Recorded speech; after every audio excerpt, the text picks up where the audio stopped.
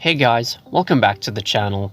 Today I'm going to be reviewing Season 1 of The Walking Dead Daryl Dixon. So The Walking Dead Daryl Dixon is the 5th spin-off in the Walking Dead TV franchise, and is the second one to be set after the conclusion to The Walking Dead's main series, with the first one being Dead City, which I have a review for if you want to check that out. When this show was first announced back in late 2020, it was originally intended to be a Daryl and Carol spin-off. However, Melissa McBride, who plays Carol, had to drop out before filming commenced, and so the show was retooled to focus solely on Daryl, although it has been confirmed that Carol will appear on the show in some capacity. As of this recording, Daryl Dixon has completed airing all 6 episodes of its first season, and it's already been renewed for a second season, which is most likely to premiere next year. It follows the titular character, Daryl Dixon, who's played once again by Norman Reedus, as he washes ashore in France with no recollection of how he got there in the first place. As he treks across the country in search of a way home, the connections he makes along the way only serve to complicate his ultimate plan. This particular spin-off has been highly acclaimed, with many considering it to be the best Walking Dead content in years. And while I don't think it's perfect, I actually kind of agree with that. You know, in some ways it felt familiar, but in other ways it felt fresh. So let's get into it.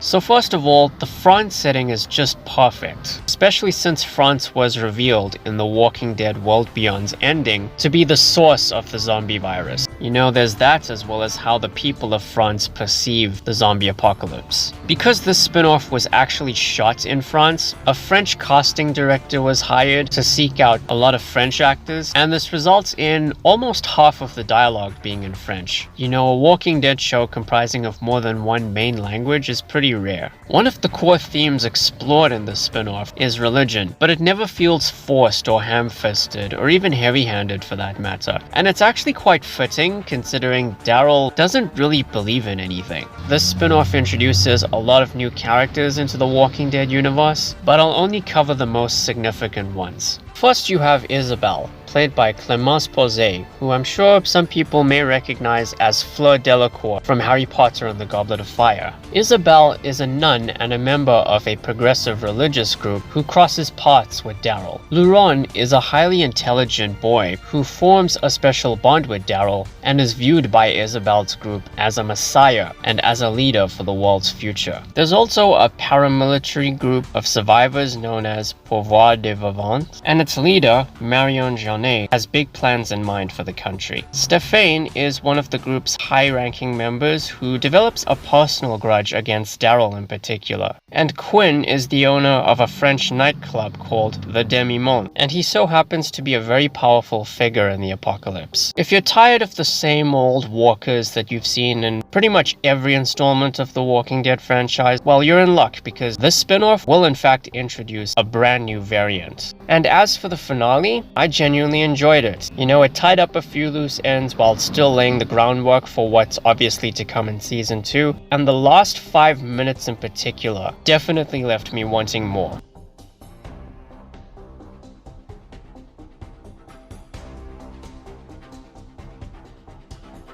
Now, I don't have a lot of issues with The Walking Dead Daryl Dixon, but the first one is just the pacing and structure. You know, just like Dead City, Daryl Dixon only comprises of 6 episodes, and as a result, the first 2 in particular are a bit lengthy because of how much exposition and plot has to be crammed into those 2 episodes. The 5th episode has some structural issues that didn't quite sit well with me, and the finale was perfect story-wise, but it kind of drags towards the latter half. And the other thing is that in some ways, this installment of the Walking Dead franchise is a little bit tropey, to the point where there are some similarities to The Last of Us, which premiered earlier this year. But hopefully Season 2 will be able to iron out all of these issues.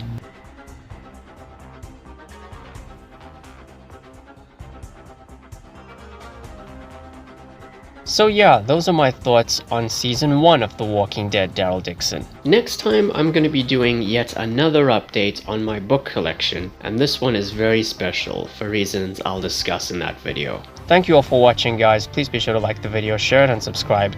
Ring the bell. Take care, and I'll see you soon.